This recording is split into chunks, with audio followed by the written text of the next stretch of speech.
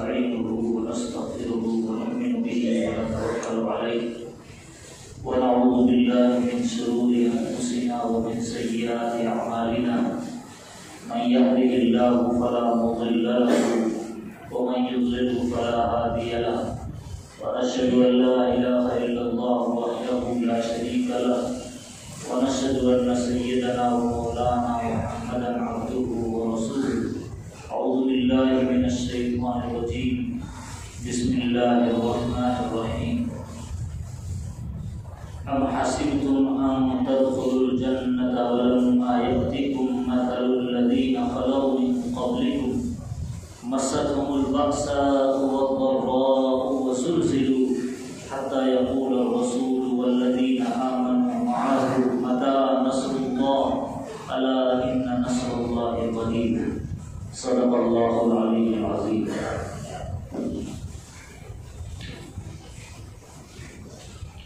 اللهم صل على سيدنا محمد وعلى آل سيدنا محمد وبارك وسلم.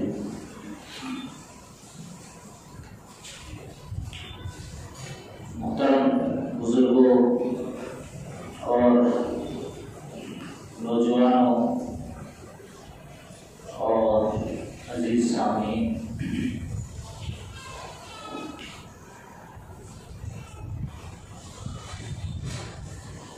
اللہ تبارک و تعالی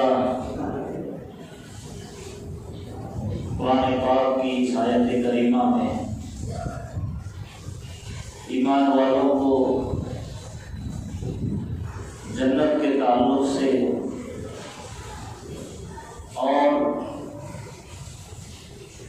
اخروی نعمتوں کے تعلق سے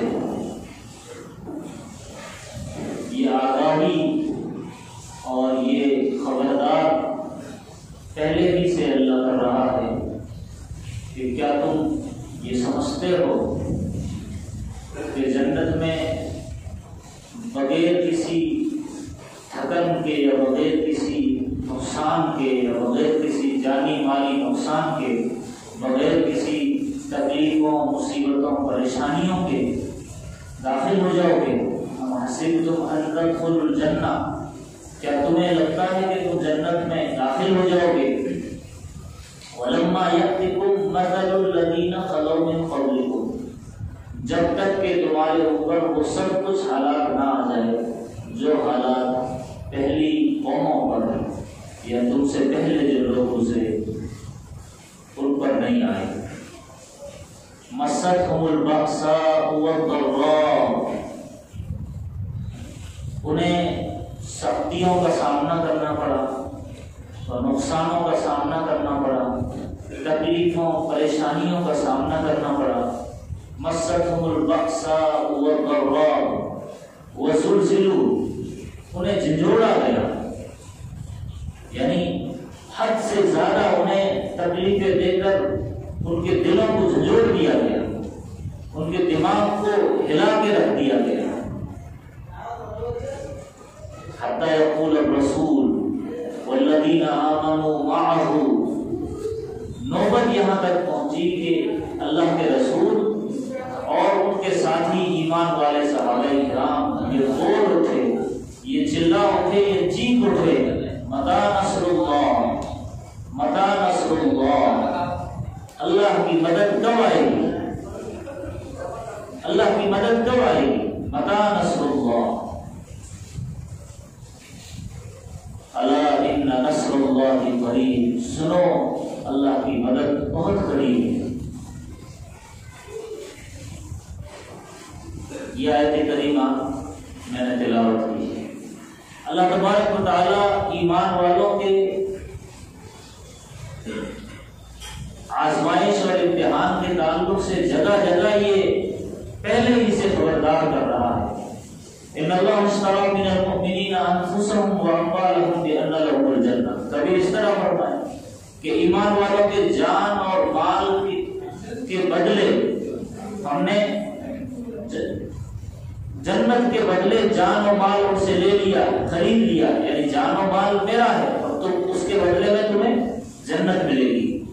اللہ نے خرید لیا ہے ایمان والوں کے جان و مال کو جنت کے بدلے. کبھی اللہ تبارک و تعالی اس طرح ارشاد فرما رہا ہے وَلَنَبْلُوَنَّكُمْ بِشَيْءٍ مِّنَ الْخَوْفِ وَالْجُوعِ وَنَقْصٍ مِّنَ الْأَمْوَالِ وَالْأَنفُسِ وَالثَّمَرَاتِ وَبَشِّرِ الصَّابِرِينَ۔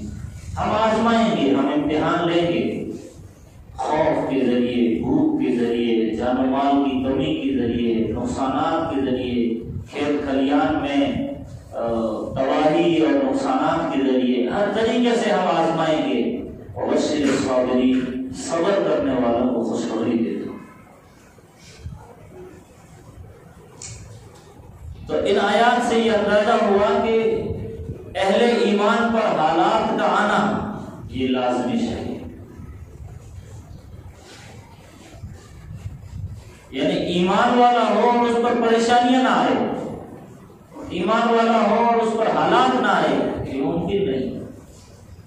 دنیا میں جو کچھ حالات چل رہے ہیں مسلمانوں کے، امت مسلمہ کے، خصوصاً اس ملک کے رہنے والے یہاں کے مسلمانوں کے، کہیں ماؤ لنچنگ ہوتی ہے تو کہیں مارا جاتا ہے، کہیں اس کو پیٹ کر گھسیٹ کر اس کی جان لے لی جاتی ہے، کبھی ایک بھیڑ حملہ کر دیتی ہے اچانک کسی اکیلی جان پر، کبھی کوئی بہانہ چاہیے لوگوں کو بس کسی کا نقصان پہنچ، کبھی کسی کی دکان جلا دی جاتی ہے، کبھی کوئی بائک سے سوار کوئی مسلم نوجوان جاتا ہے تو اس پر حملہ ہو جاتا ہے، کبھی پڑھے لکھے لوگوں کو ٹارگیٹ کیا جاتا ہے۔ یہ سالوں سے یہاں ہو رہا ہے۔ اللہ تبارک و تعالیٰ قرآن میں کہہ رہا ہے تمہیں ایسا لگتا ہے کہ یہاں ابھی یہ شروع ہوا ہے، تمہیں ایسا محسوس ہوتا ہے کہ ابھی یہ کیا ہو رہا ہے؟ اللہ فرماتا ہے یہ کوئی نئی بات نہیں ہے، ایمان والوں کے ساتھ یہ پہلے سے چلا ہے۔ کیا حضرت ابراہیم سے بڑھ کر ہم ہو سکتے ہیں؟ جو اللہ کے ابراہیم خلیل اللہ تھے، اللہ کے دوست تھے، کیا ہم ان سے اچھے ہو سکتے ہیں؟ ظاہر ہے ہم ان سے اچھے نہیں ہو سکتے۔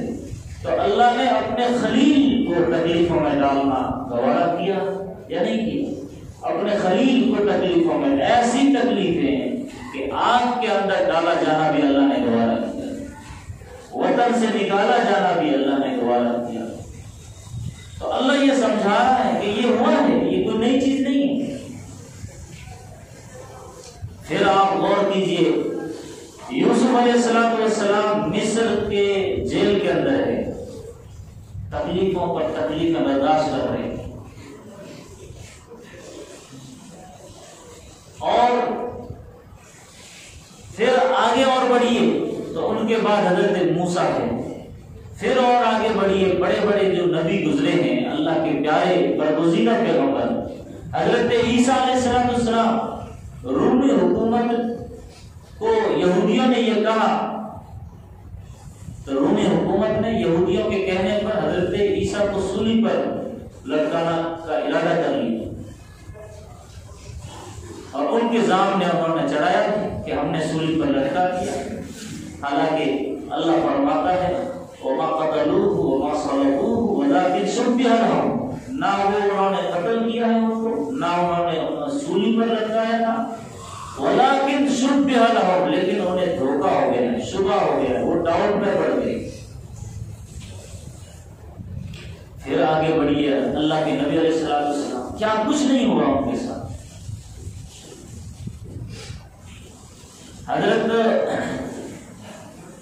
خباب بن ارد رضی اللہ تعالیٰ عنہ ایک دن اللہ کے نبی علیہ السلام کے سامنے آ کر کہنے لگے یا رسول اللہ صلی اللہ علیہ وسلم، اب بس ہو گیا، اب جھیلا نہیں جاتا، اب برداشت نہیں ہوتا، اب آپ اللہ سے دعا فرما دے، اللہ ہماری تکلیف میں مصیبتیں دور کر دے۔ اللہ کے نبی علیہ السلام جو بیٹھے تھے کعبے کی دیوار سے ٹیک لگا کر کے، آپ کے چہرے کا رنگ بدل گیا، اور فوراً آپ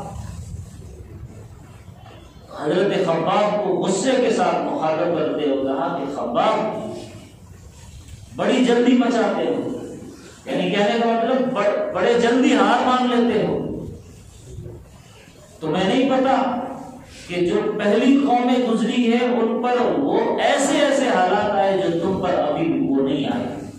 پھر فرمایا پہلی قوموں میں ایمان والے جو لوگ تھے، جو مسلمان تھے، بعضوں کو زمین میں گاڑا گیا، گڑھا کھودا گیا، اس گڈھے کے اندر اس کے اندر اس کو کھڑا کر دیا گیا، گاڑ دیا گیا اور اوپر سے آرا چلا گیا۔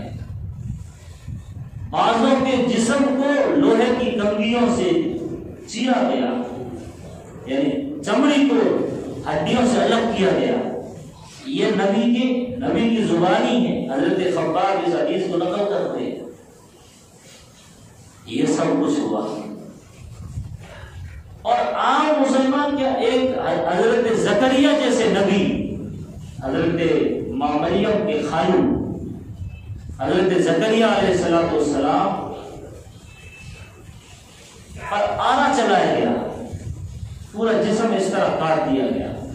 ان کی نظروں کے سامنے ان کے بیٹے جو نبی بھی تھے حضرت یحییٰ علیہ السلام سر دھڑ سے الگ کر دیا گیا، ذبح کر دیا گیا باپ کے سامنے۔ یہ سب ہوا ہے۔ تو یہ حالات اور یہ پریشانیاں کوئی نئی بات ہے۔ حضرت سفیان بن عبداللہ الثقفی رضی اللہ تعالیٰ عنہ ایک صحابی ہیں، اللہ کے رسول کے پاس آئے اور فرمایا مجھے کوئی ایسی بات بتا دیجئے کہ وہ بات ایسی ہو کہ مجھے پھر کسی اور سے پوچھنا نہ پڑے، پھر میں کسی اور سے سوال نہ کروں۔ اللہ کے نبی نے فرمایا قل، کہو، کیا کہو؟ آمنت باللہ، میں اللہ پر ایمان لایا، ثم استقم، پھر استقامت دکھاؤ۔ قل آمنت باللہ ثم استقم، کہو کہ میں ایمان لایا اور پھر اس پر ڈٹے رہو، جمے رہو۔ یہ ہے اصل ایمان لانے کے بعد قدم ڈگمگانا، جدھر ہوا چلی ادھر جھک گئے، ادھر کی ہوا چلی ادھر جھک گئے، یہ ایمان والے کی شان ہے۔ ایمان والا ہر حالت میں، ہر موڑ پر اپنے ایمان کو اور بڑھاتا ہے۔ جیسے جیسے تکلیفیں آتی ہیں اس کا ایمان کمزور نہیں ہوتا، اس کا ایمان اور بڑھتا ہے اور طاقتور ہوتا ہے۔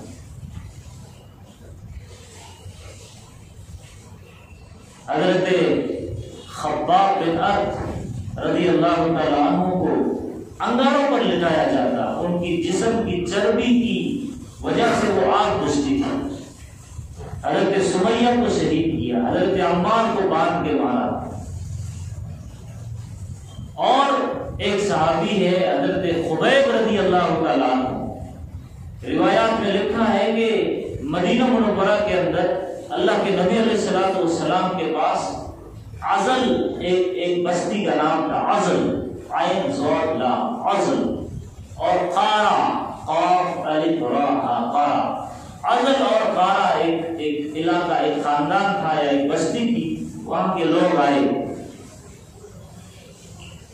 اور انہوں نے نبی علیہ السلام سے کہا کہ کچھ لوگ دے دیجیے تبلیغ کے لیے، اسلام کا پیغام گاؤں تک پہنچانے کے لیے، ہم ان کو لینے آئے۔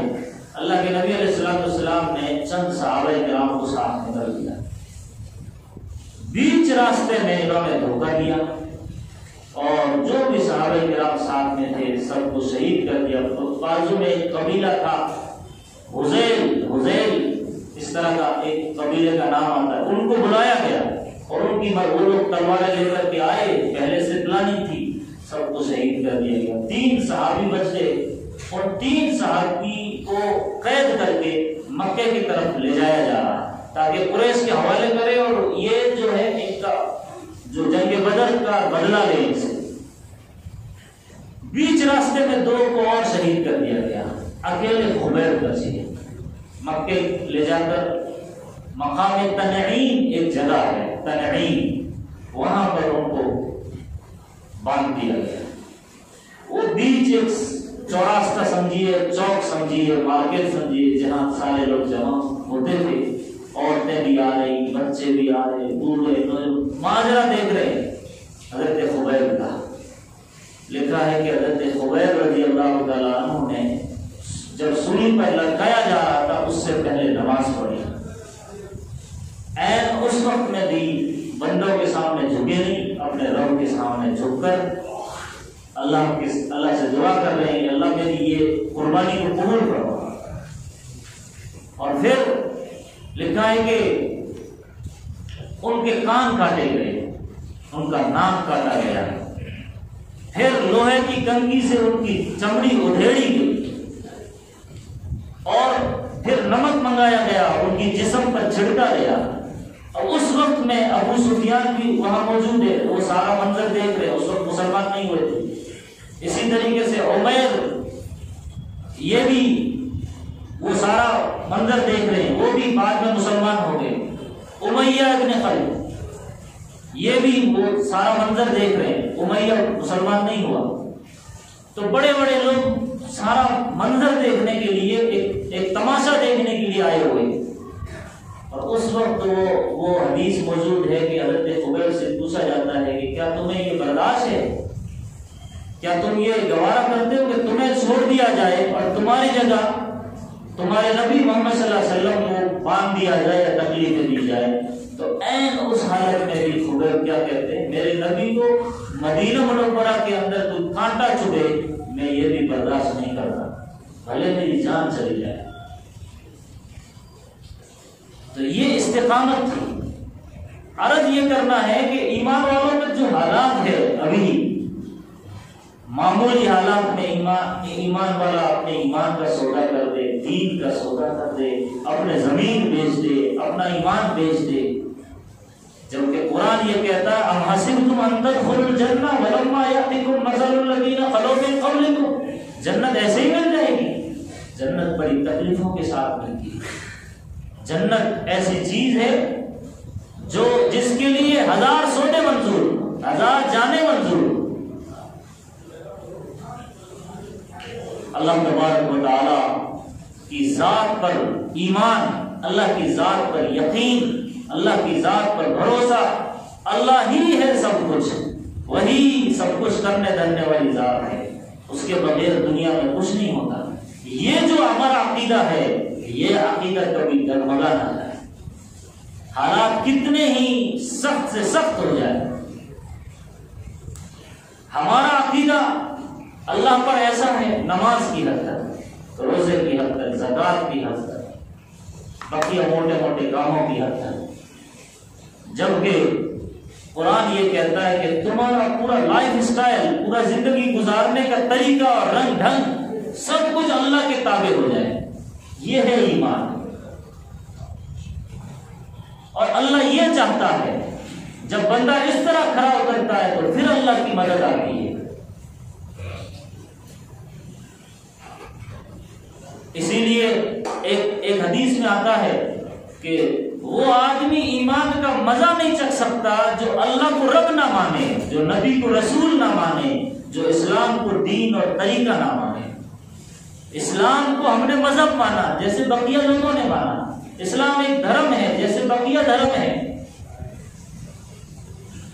یہ ہم زبان سے بھلے نہ کہیں، ہمارے اعمال سے دکھائی دے رہا ہے۔ کیوں؟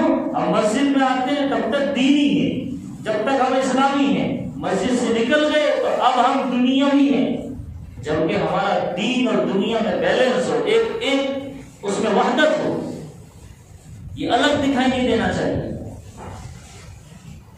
اب آپ اندازہ لگائیے، بعض لوگ ہم میں سے ایسے ہیں جو سیکولر نظام، ڈیموکریٹک نظام، لبرل نظام، کافرانہ نظام، اس کی طرف زیادہ جھکے ہوئے۔ آج دیکھ رہے ہیں آپ، یہ میں بات کیوں چھیڑ رہا ہوں، اس کے پیچھے میرا مقصد ہے۔ آج دیکھیے افغانستان کا جو ابھی معاملہ چل رہا ہے، اس کو دیکھ کر لوگوں کے ذہن جو وہاں پر شریعہ لاگو ہو رہا ہے تو اس کی آڑ میں کیا کیا بولا جا رہا ہے۔ ہندوستان میں ہم ایک ایگریمنٹ کے تحت رہ رہے ہیں، اور ایگریمنٹ کب تک فالو ہوتا ہے؟ جب تک سمجھو تمام برادران وطن، یہاں جتنی قومیں ہیں، جتنے دھرم کے لوگ ہیں، جتنی کمیونٹی کے لوگ ہیں، سب ایک دوسرے کا پاس و لحاظ کریں گے تب تک ایک ایگریمنٹ فالو ہوتا ہے۔ یہ ایگریمنٹ کا اصول ہے، اور جب ان میں سے کوئی ایک وہ ایگریمنٹ توڑ دے، وہ قانون توڑ دے، تو پھر آپ پر بھی ضروری ہو جاتا ہے کہ آپ بھی فری ہو جائے، آپ بھی اس کو فالو نہیں کریں گے۔ یہ ایگریمنٹ کا اصول ہے۔ تو جب تک یہ چل رہا ہے حساب کتاب، تب تک اس کو ماننا ہے، اور جس دن لوگ اسی کو توڑ دے، قانون ہی پر حملہ بول دے، جو ایگریمنٹ بنایا گیا بابا صاحب امبیڈکر اور مولانا ابوالکلام کلام آزاد اور مولانا ثناء اللہ صاحب اور بھی بہت سارے لوگ تھے اس میں، تو جب تک اس کو سبھی مانیں گے ہم نے بھی مانا، جس دن وہ لوگ توڑ دیں گے یہ ٹوٹ جائے. لیکن اللہ کا نظام ایسا ہے کہ کوئی مانے یا نہ مانے، اللہ کی شریعت ایسی ہے کہ کوئی تمہیں تسلیم کرے یا نہ کرے تم نے اس کو ماننا ہے. یہ انفرادی بھی ہے، یہ اجتماعی بھی ہے. انفرادی بھی اس کی اہمیت ہے، اجتماعی بھی اس کی اہمیت ہے. قرآن کہتا ہے فَلَا وَرَبِّكَ لَا يُؤْمِنُونَ حَتَّى يُحَكِّمُوكَ فِي مَا شَجَرَ بَيْنَهُمْ ثُمَّ لَا يَجِدُوا فِي أَنفُسِهِمْ حَرَجًا مِّمَّا قَضَيْتَ وَيُسَلِّمُوا تَسْلِيمًا. خدا کی قسم، تمہارے رب کی قسم، اللہ کہہ رہا ہے وہ لوگ ایمان والے ہو ہی نہیں سکتے جو نبی کو چیف جسٹس نہ مانے، جو قرآن کو عدالت نہ مانے، جو شریعت کو عدالت نہ مانے، وہ ایمان والے ہو ہی نہیں سکتے. نبی کوئی فیصلہ کر دے ثم لا يجدوا في انفسهم حرج، پھر کوئی اس میں ادھر ادھر کی بات نہیں ہونی چاہیے. ثم لا يجدوا في انفسهم حرج مما قضيت، جو آپ فیصلہ کرتے وہ اٹل، ويسلموا تسلیما، ایمان والا اس کے سامنے اپنے آپ کو سرنڈر کرتے. یہ ہے اسلامی کام. جب تک ہم اللہ کو ہمارا رب، ہمارا حاکم، ہمارا سب کچھ نہ مانیں گے تب تک ہم ایمان والے نہیں. جب تک ہم نبی کو اپنا آئیڈیل اور اپنا نمونہ نہیں مانیں گے تب تک ہم ایمان والے نہیں. اور جب تک قرآن کو ہمارے لیے آخری عدالت نہیں مانیں گے تب تک ہم ایمان والے نہیں. یہ ہے ایک پوری چین. آپ دیکھیے حضرت یوسف علیہ السلام مصر کی جیل میں، باہر رومی مصر کی حکومت ہے، وقت کا فرعون، اس زمانے کا فرعون، مصر پر جو بھی حاکم ہوتا تھا اسے فرعون کہا جاتا تھا.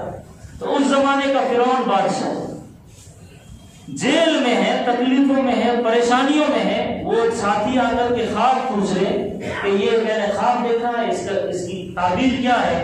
عین اس وقت میں بھی حضرت یوسف ان کو سمجھاتے ہوئے کیا کہہ رہے ہیں، ان الحکم الا للہ، حکومت اللہ کی. امر اللہ تعبدوا الا ایاہ، ہمیں اس نے حکم دیا ہے کہ اسی کی عبادت کی جائے. ان الحکم الا للہ، حکومت اللہ کی. اور جو لوگ کہتے ہیں حکومت مودی کی یا حکومت بائیڈن کی یا حکومت نتنیاہو کی یا حکومت کسی اور کی، اور اپنے فیصلے لے کر جو لوگ عدالت میں جاتے ہیں اسی نظام کو صحیح مانتے ہیں، شریعت کے نظام سے کتراتے ہیں، جی چراتے ہیں، اللہ ایسے لوگوں کو منافق کہتا ہے. قرآن کہتا ہے وَإِذَا قِيلَ لَهُمْ تَعَالَوْا إِلَىٰ مَا أَنزَلَ اللَّهُ، جب ان سے کہا جاتا ہے کہ آ جاؤ قرآن کی طرف، تعالوا إلى ما أنزل الله وإلى الرسول رأيت المنافقين يصدون عنك صدودا، تو آپ منافق کی یہ حالت دیکھو گے کہ وہ آپ سے قطرہ کر نکل جائے گا. کس سے؟ نبی کے فیصلوں سے، قرآن کے فیصلوں سے اور شریعت کے فیصلوں سے. تو جو لوگ بھی یہ پڑھے لکھے ایجوکیٹڈ لوگ ابھی چھوڑ کر وہاں سے بھاگ رہے ہیں، یا یہاں اگر نیوز چینل پر کچھ بحثیں چھڑی ہوئی ہے اور تھوڑا جھکاؤ ادھر ہے، اس کا مطلب یہ سارے مفتی ہو یا بھلے وہ عالم ہو، بھلے وہ قاضی ہو یا بھلے وہ علامۃ الدار ہو یا بھلے کوئی وقت کا بڑا مولانا ہو، یہ وہی زبانی بول رہے ہیں جو منافقین کی زبان ہے، جو چند چھتڑوں میں، چند چیتڑوں میں یا چند ٹکوں میں، جو چند درہموں میں، چند دیناروں میں بک جاتے ہیں اور اپنی زبان بیچ دیتے ہیں. کتنے لوگ آج ہندوستان میں تھوڑا سا کچھ اسلام یا شریعت میں کچھ کوئی حکومت دخل دیتی ہے تو یہاں چیختے ہیں، چلاتے ہیں، 3 طلاق فلاں، یہ قرآن میں شریعت میں دخل مت دو.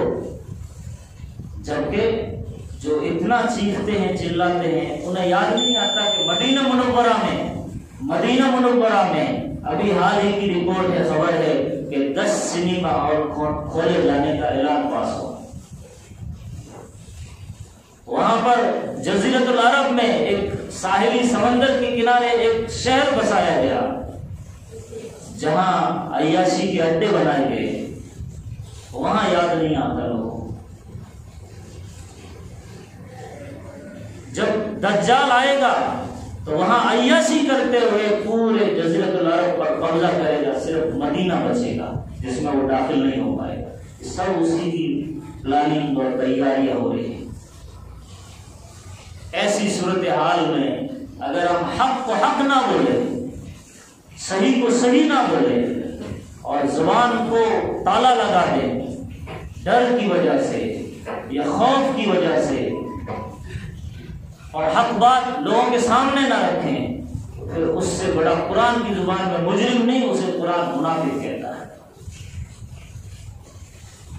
اور 3 طلاق اتنا ہلہ اتنا شور مچایا گیا.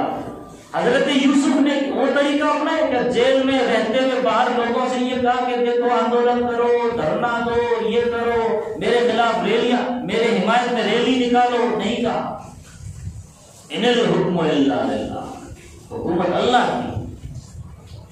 میمورنڈم دینے نہیں گئے کوئی کہ عاجزی کے ساتھ چھوڑ دو بھائی کو، حکومت اللہ کی. 3 طلاق 1 طلاق ہے جب حدیث ہے، 3 طلاق 3 طلاق یہ بھی حدیث ٹھیک ہے، 3 طلاق 1 طلاق یہ بھی حدیث. جب حدیثیں دونوں طرح کی ہے تو کوئی بھی مان لو. اتنا شور مچانا، اتنا اللہ، اتنا ہنگامہ کرنے کی ضرورت ہے. شریعت میں جب وسعت ہے تو وسعت ہے، گنجائش ہے تو گنجائش ہے. اس لیے وقت کی یہ ضرورت ہے کہ امت مسلمہ کے نوجوانوں کو اپنے آپ کو تیار کرنا پڑے گا.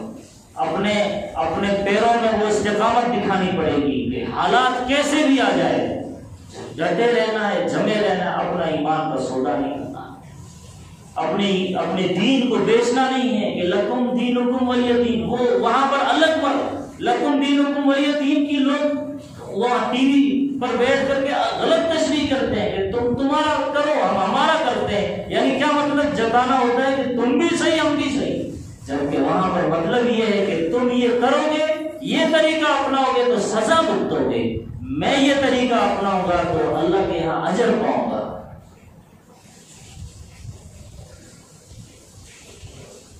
اور یہ جو کہا جاتا ہے کہ قل اللہم مالک الملک تؤتی الملک من تشاء وتنزع، لوگ غلط تشریح کرتے ہیں اس کی کہ حکومت اللہ کے ہاتھ میں، جس کو چاہے دے دے، جس سے چاہے چھین لے. پہلے ورڈ کیا؟ قل، اعلان کرنا ہے. یہ صرف اپنے جی کو منانا نہیں ہے، اپنے آپ میں منانا نہیں، اعلان کرنا ہے کہ حکومت اللہ کی، بادشاہی اس کی. یہ اعلان کرنا ہے، اپنے آپ میں نہیں کہنا بھائی کچھ نہیں کرنا، چپ چاپ بیٹھنا ہے، اللہ اللہ کرنا ہے. قرآن یہ کہتا ہے کہ تم نے ڈٹنا ہے، جمے رہنا ہے. حالات آئیں گے، پریشانی آئے گی. جنت ایسے ہی نہیں ملتی. جنت کوئی محل نہیں ہے. جنت دنیا کا کوئی بنگلہ نہیں ہے. جنت جو ہے کوئی بیچ نہیں ہے، سمندر کا کنارہ نہیں ہے. جنت ایسی چیز ہے ما لا عین رأت ولا اذن سمعت وما خطر علی قلب بشر. نہ کسی آنکھ نے آج تک دیکھا، نہ انسان ایسا سوچ سکتا ہے، انسان گمان ہی نہیں کر سکتا. اس سے بلند تو والا ہے، اس کے لیے ہزار جانیں چلی جائیں، ہزار تھکایا جائے، مارا جائے، کچلا جائے، تو اس کے لیے سب کچھ منظور. اس لیے اللہ کے نبی نے سفیان بن عبداللہ ثقفی سے کہا تھا، ایک بات بتاتا ہوں، ایسی بات کہ اگر وہ میں نے بتا دی اور تم نے سن لی اور پھر اس پر عمل کر لیا، پھر کسی سے پوچھنے کی ضرورت نہیں. وہ کیا ہے؟ قل آمنت باللہ، میں مانتا ہوں اللہ کو، اور پھر اس پر ڈٹے رہو، جمے رہو. یہ ہے اصل. تم دیے باد مخالف سے نہ گھبرا اے عقاب. علامہ اقبال کا یہ شعر ہے، تم دیے باد مخالف سے نہ گھبرا اے عقاب. عقاب پرندے کو کہتے ہیں جو اونچائیوں میں اڑتا. باد مخالف جو ہوا طوفانی ہوا ہے، تم دیے باد مخالف سے نہ گھبرا اے عقاب. یہ چلتی ہے تجھے اونچا اڑانے کے لیے. یہ جب آئی تو سمجھا تمہاری پرواز کا ٹائم آ گیا. یہ چلتی ہے تجھے اونچا اڑانے کے لیے. اور علامہ اقبال نے یہ کہا تھا کہ چونی گویم مسلمانم بلرزم، جب میں یہ کہتا ہوں کہ میں مسلمان ہوں، جب میں کسی کے سامنے یہ دعویٰ ٹھوکتا ہوں کہ میں مسلمان ہوں، چوں می گویم مسلمانم بلرزم، تو میں کانپ جاتا ہوں۔ کیوں کانپ جاتا ہوں؟ دانم مشکلات لا الہ را، میں جانتا ہوں کہ یہ لا الہ جو میں پڑھ رہا ہوں اس کی مشکلات کیا ہے، وہ پہلے سے مجھے پتا ہے، اس کے پیچھے مشکلات آنی ہیں۔ چوں می گویم مسلمانم بلرزم کہ دانم مشکلات لا الہ، اللہ سب کو عمل کی